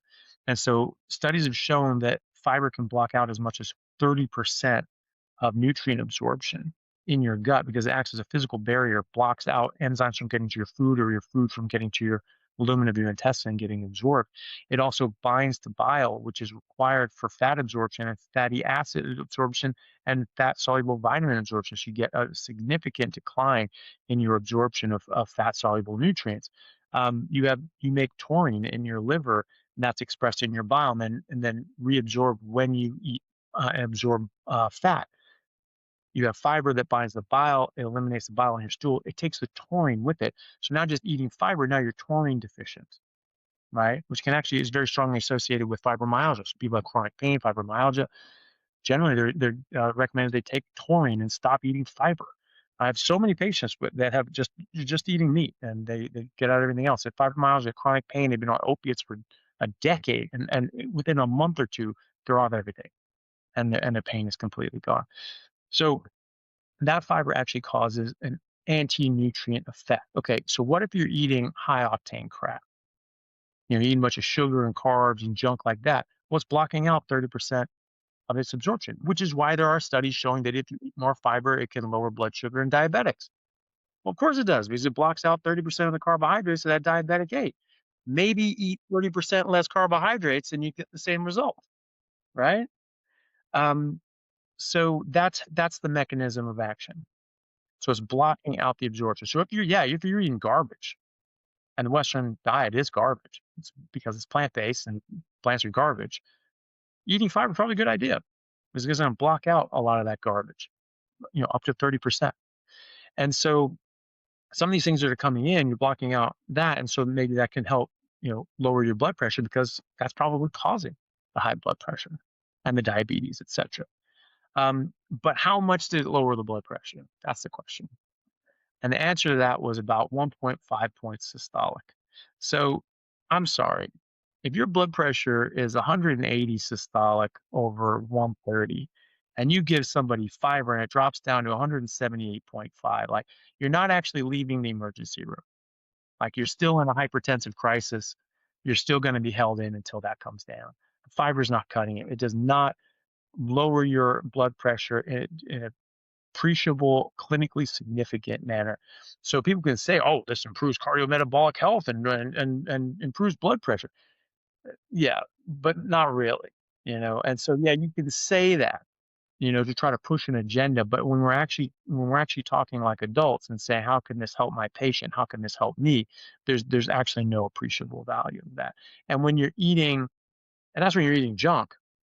When you're not eating junk and you're just eating healthy meat, fiber is now a serious detriment because now it's not blocking out crap, it's blocking out good, healthy nutrients. And so that is a detriment, and we will actually be doing harm for yourself.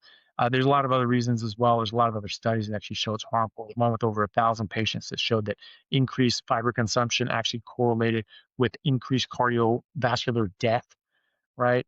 So over 1,000 patients, more fiber, more heart attacks and strokes. So the list goes on. There's actually some great video lectures on YouTube. Dr. Paul Mason does one on fiber. Dr. Zoe Harcum does another one on fiber. Fantastic lectures. You'll never want to eat fiber again after watching these things. And but I won't keep going. Well, we link to those below, and I think, God, you stimulating so many different ideas, and I really hope, and one of the reasons why we really wanted to get you on was to kind of to stoke these conversations and to have people really think through these things for themselves. And you mentioned something really interesting that I really want to pick up on, and that is patience and real people. Now, one of the things that when I was doing my research for this, that is indisputable, that if you, for instance, go to the comments on your YouTube videos or the different Reddit threads where people have adopted a ketogenic diet or a carnivore diet, then a striking number of people report rapid fat loss, normalized blood glucose, autoimmune symptom reduction, gut symptom relief, improved mood and focus, fewer cravings, steadier energy, less joint pain, far better control around food. And one of the things that I guess the big question that leads to then is it a case that this is a diet that could translate for many people well across a lifespan, that could, go across the lifespan, or whether it's the case that this is, as we talked about, whether this is an insanely good elimination diet because we're cutting out all of the crap that people are, as you mentioned, are consuming these days. But just if I can just follow up with just one other thing, is that we spoke just over emails a little bit, and you sent me some really interesting work about autoimmune disease. And you've been doing some really, really interesting work here. And you kind of argue that autoimmune disease is not, in essence, the immune system attacking itself, but kind of the rational response to, a dietary and environmental toxic load that's bound to kind of human tissue. So when I did some research into it, if your kind of model of this is correct, then, I put the chat GPT, I said, in historical terms, how big of a breakthrough would this be? And I said, if this theory was true, this is what I said. I said it would rank alongside germ theory, the discovery of insulin, the identification of HIV. And it said, in simple terms, it would represent one of the largest paradigm shifts in medical history. So I wonder perhaps if you could kind of give us your kind of take there. Yeah, well, definitely. And so I wrote a paper called Rethinking Autoimmune Disease. I have a lecture called Rethinking Autoimmune Disease on YouTube, and that's sort of that's based on. But I've gone into more detail in that paper. It's going to be a chapter in my book, but I'm thinking of including it in a paper that we have 10 patients who've reversed multiple sclerosis by doing a carnivore diet, and there's some specific reasons why that would be the case, but not only from a symptomatic point of view, they're out of wheelchairs. Some of these people were bedridden and now they're leading normal lives, but also their lesions on MRI have shrunk. And that has something that has never been shown to be possible in any literature that I've ever found on multiple sclerosis. So that's a huge, huge finding that we're going to publish later this year. Um, so I'm including some of that, that paper in that. I might think about like actually just publishing it just as like an editorial paper.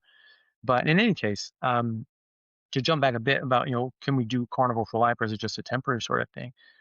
Yeah, I sort of think of these are toxic exposures and malnutrition. So, if you're getting harmed by an exposure and then removing that exposure makes it go away, then bringing it back will bring that back. It's just like if you had lead poisoning, you get rid of the lead exposure, you don't have lead anymore, and then people are, well, when can I go back to drinking water from lead pipes? It's like, well, exactly when you want to get lead poisoning again, that's when you can do that, and that's sort of how I feel with people that have reversed autoimmunity or diabetes or these other sorts of illnesses by eliminating plants and just eating meat. I say, oh, when can I go back to eating plants? I'm like, whenever you want your Crohn's disease to come back. I mean, whenever you miss having bloody diarrhea for 3 days straight, that's when you go back to that.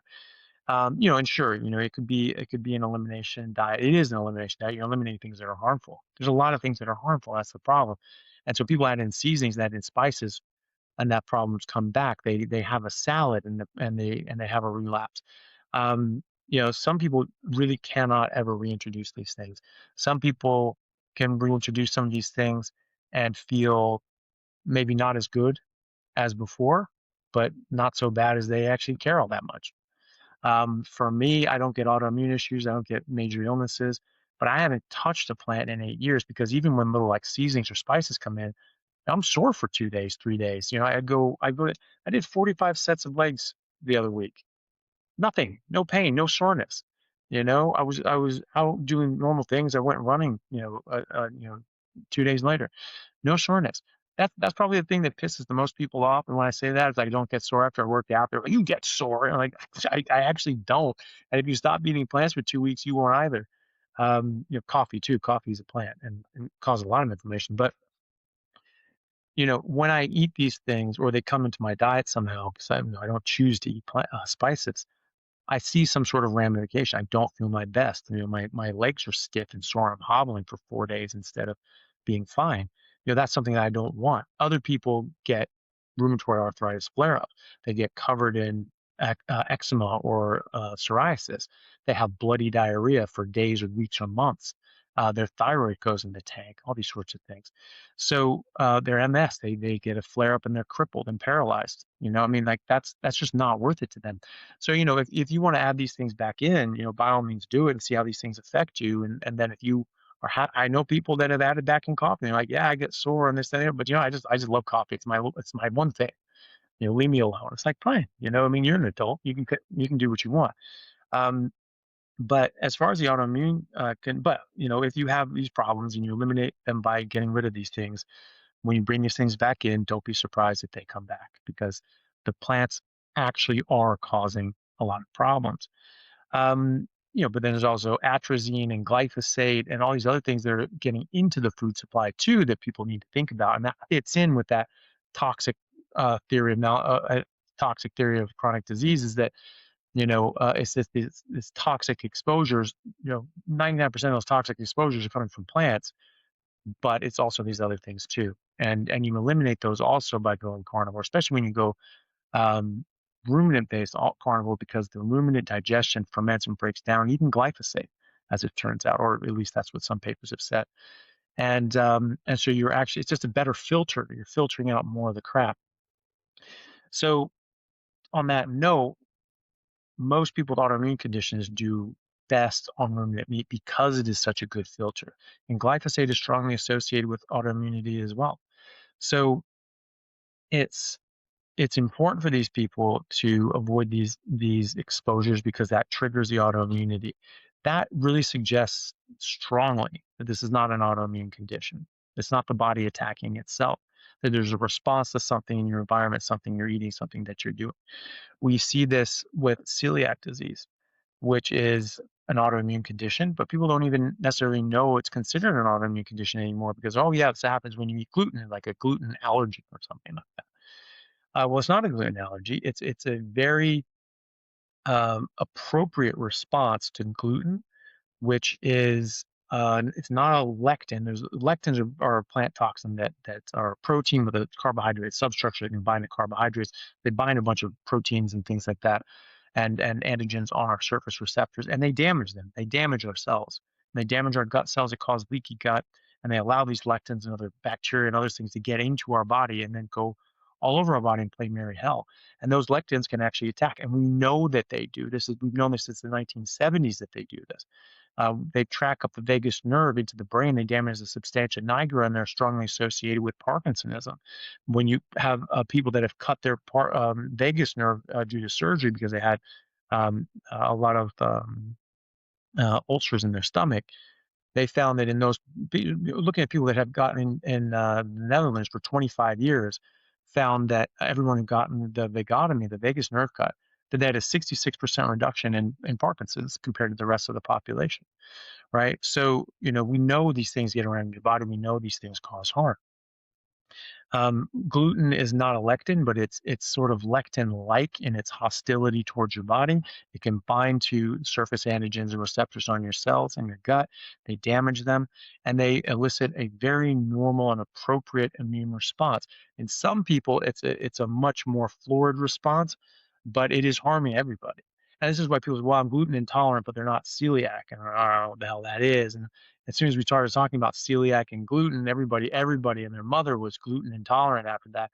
And that sort of got a bit silly, people thought, but it was true because you eliminated gluten, and actually people did feel better and they had better symptoms and their symptoms improved. So if it can damage your cells, causes them to clump together, causes them to be damaged, lowers the absorption capacity of your intestines. And so you get malnourishment. And then, rightly so, in some individuals, your body responds and attacks that. Says, hey, we're being attacked. We need to attack back. That's what our immune system's for. And so because the gluten is stuck to the cells and is trying to attack the gluten, well, it hits your cells in the crossfire. It's like casualties of war, civilian casualties if you're carpet bombing a jungle or a military outpost, and you hit some civilians in the mix. That's what's happening with your cells, but your body's attacking the gluten. And there are different sorts of surface. And how do we know that, right? Because when you stop eating gluten, when you're eating gluten, you're having this attack, you're getting this damage. And then when you stop eating gluten, all damage stops. And your gut completely heals and repairs within 4 to 6 weeks, even though the antibodies and specific cells that attack that attack during a celiac outburst or flare up stay active and elevated for over 3 years after your last exposure to gluten. So that is not an autoimmune disease. That is not your body attacking itself, because your body is still there. If your body thought that your gut was a bacteria and something that needs to be destroyed, that's what it is. You're saying we confuse our body, we confuse the self antigens for some foreigner, and we think that our thyroid is now an abscess and we have to attack it. How many times have you got an infection and stayed sick for 30 years? You know, like your body actually wipes out the infection. It ramps up a full court press to destroy that infection, or else you can get septic and you can die. And those are the stakes. It's kill or be killed. And if your immune system doesn't destroy this, you will be destroyed. And so in autoimmunity, you actually see this relapsing, remitting periods. And we figured that out with celiac. If you don't eat gluten, you'll go into a relapse, and then when you eat gluten again, it comes back. Okay. Um, what if we figure that out for all the other autoimmune issues? You know, and because that's the thing. Sometimes it's going, sometimes it's attacking, and then it just takes 2 months off. If your body did that on any other infection, you'd be dead. You'd be septic. You'd be gone. Right. So your body never takes a relapsing or remitting approach with an actual infection. It's only this autoimmune. And so the idea that our bodies are just sensitized to our own antigens, and they can then think that our bodies are an infection, doesn't even pass the smell test, because our body doesn't respond to infections like that. And so the other thing is if it is your body just attacking itself, why is it that when you change your diet, that dramatically affects the autoimmune condition, like gluten, or like MS? We have 10 patients who have completely reversed MS on MRI, right?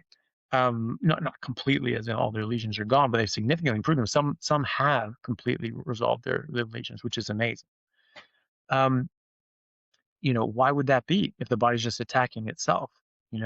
If then diet wouldn't have any role to play. But we are seeing hundreds of thousands of people with autoimmune conditions around the world saying, "Hey, this is helping, this is working, or this is even putting this into complete remission and clinical remission." We have case series and case studies doing that. We have randomized controlled trials in Crohn's disease, which is an autoimmune disease attacking the gut, in the 1980s and into the 90s anyway, but 80s anyway, that have been done, but basically no one knows about. And no gastroenterologist I've ever spoken to knows about these things, but except the ones that actually know about carnivore, because they've actually looked into this sort of thing. But there are studies showing, randomized controlled trials showing that if you put people on a elemental diet, which is just raw nutrients, it's just pure macros and micros and nothing else, that so you eliminate out everything else, it's just raw nutrition. It's very processed. It's like scoops, so it's just raw nutrition and nothing else. That in a randomized controlled fashion, that was a better treatment for an acute flare-up of Crohn's disease than prednisone, steroids, right? Which is the gold standard to shut down the immune system and stop that attack. So it found that it was just as efficacious. It got basically 100% of people out and put them into reduce the flare-up and stopped it. But you didn't have all the ramifications and side effects from the steroids. And especially when you're talking about pediatric populations, you put them on steroids, you can stunt their growth, you completely screw up their development. Putting them on steroids, especially multiple times. And so they've done this twice now in a pediatric population, showing that that an elemental diet was better than prednisolone, and in adults. So that's been replicated. That's a reproducible result. And so what does that mean? That means that just eating raw nutrition and not a whole bunch of other stuff that comes along with it is a better treatment than steroids. So just not eating certain things is a better treatment for an acute flare of Crohn's than steroids, the gold standard. So that suggests that certain things that you eat are causing that flare up in the first place. And now you've removed the cause and the problem goes away and subsides. It doesn't really explain anything else otherwise. There's no massive anti-inflammatory effect in an elemental diet. Now you have other studies looking at Crohn's disease again, autoimmune condition, where they did an elimination diet, eliminating carbohydrates and fiber specifically. And they said, how long can you go without needing medication? And they found that they were staying in remission up to 51 months. So over 4 years without medication, just by eliminating carbs and fiber. And had a relapse rate of only 10% per year for the entire group, right? And some of them went all the way up to 51 months without getting even one remission, one relapse. And contrast that with a control group that did not remove carbs and fiber, and they stayed in remission 0 months without medication, right? So they could not stay in remission at all without medication, right? Not even 1 month, okay?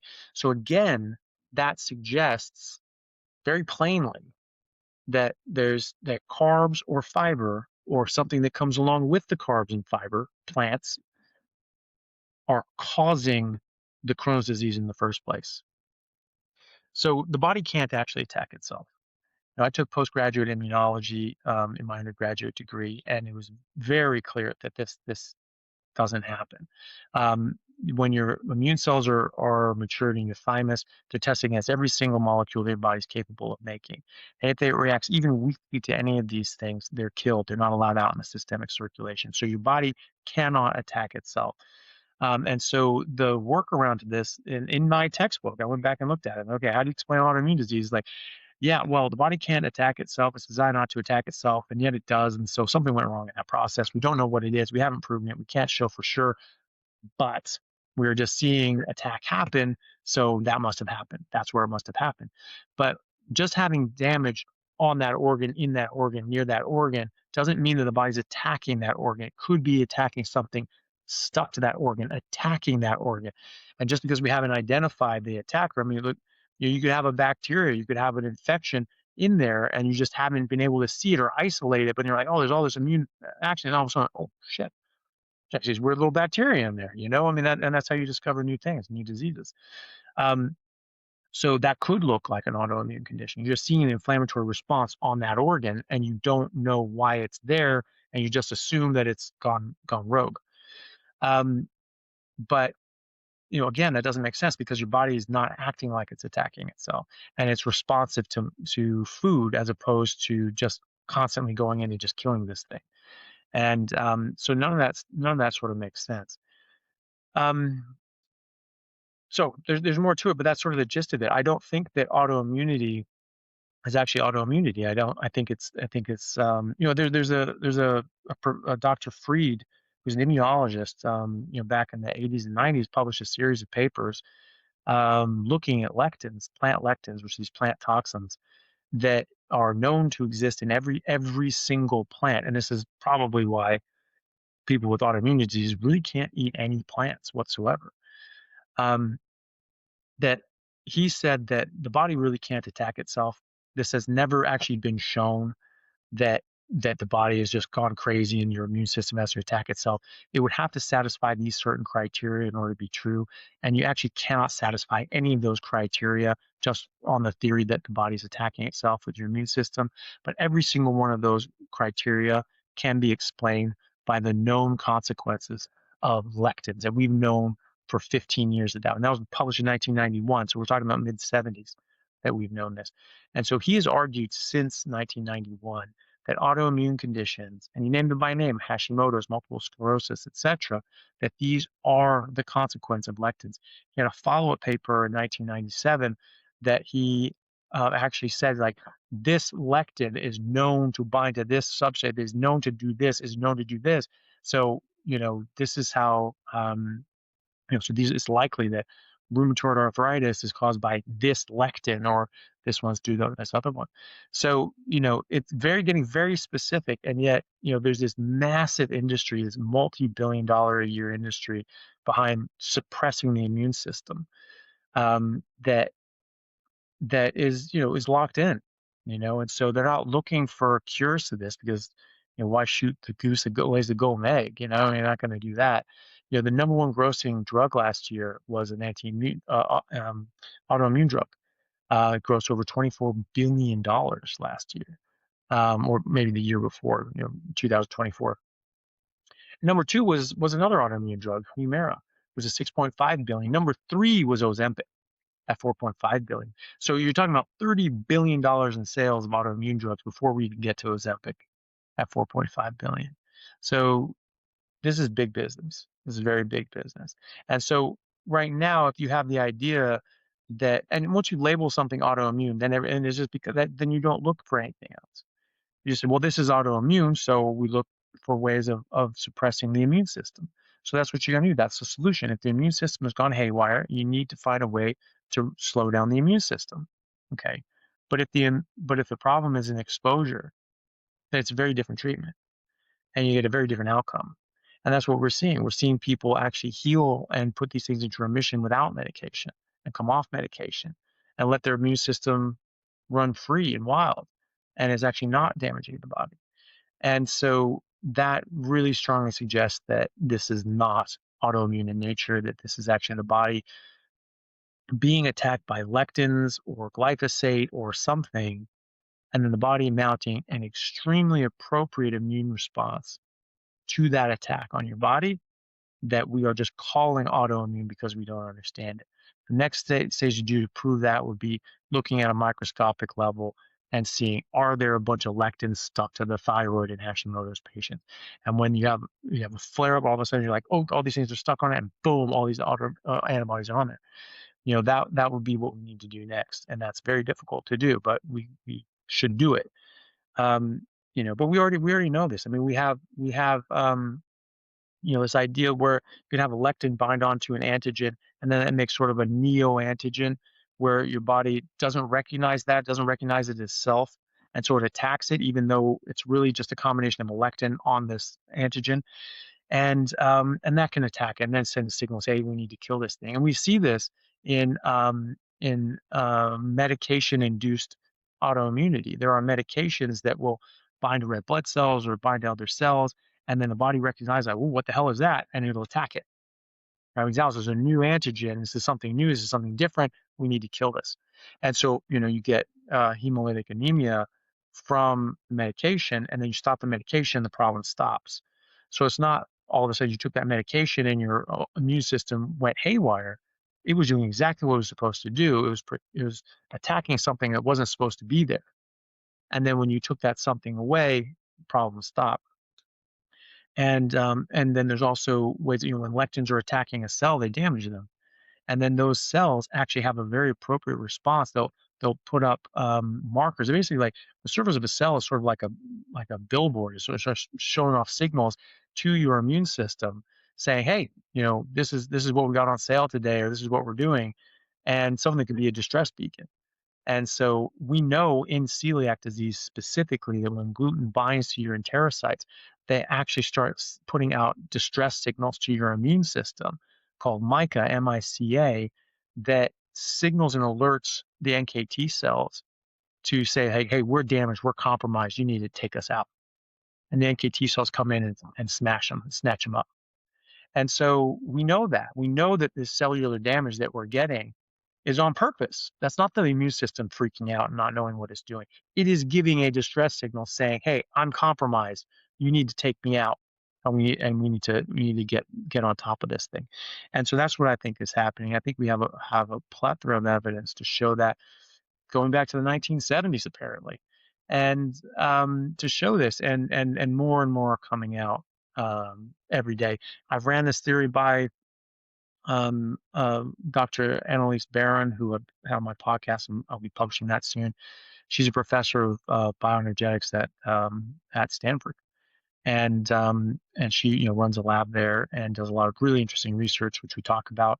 And I ran that theory by her, and she's like, "Well, actually, I teach postgraduate immunology, and like what you're saying, makes sense." So, I've sent my paper to her, so we'll see what she thinks. And this is something worth publishing. But yeah, that's my idea about autoimmunity. I don't think autoimmunity is actually autoimmunity. I think it's you're responding appropriately to some sort of exposure, and you remove that exposure, and the problem goes away. And that's why we see a carnivore diet work so well. Man, tell these guys where they can connect with you and where they can kind of check out your other stuff, and we'll link everything below. Well, I have a YouTube channel and a podcast. The YouTube channel is just my name, Anthony Chaffee, MD. And that's where I have my videos and things like that. And then my podcast, we're having this sort of the audio form of the podcast, videos that that I put up on any podcast platform. That's just called the Plant Free MD, which probably sort of a joke name, but it sort of gets the point across. And then in Instagram, social media, things like that, similar things. Anthony Chaffee MD on Instagram and Anthony_Chaffee on Twitter X. But those are the main things. Oh, and a website. I have a website, just dranthonychaffee.com. So dranthonychaffee.com, and then you can find access to everything there. I have blogs. I have links to papers and other sorts of things and videos on certain subjects. If you want to do a bit of research, you can go in there and sort of look up different subjects and things like that. I try to put links for different studies and papers that I reference in different videos in the description. I can't always, but certainly like early ones I'm talking about cholesterol, I'll put a lot of those studies in there, and so on. So if people want to learn more, they can go to those channels or just to my website and some more there. Well, man, this was such a pleasure. Thanks so much again for coming on the show. No, thank you. It's been my pleasure.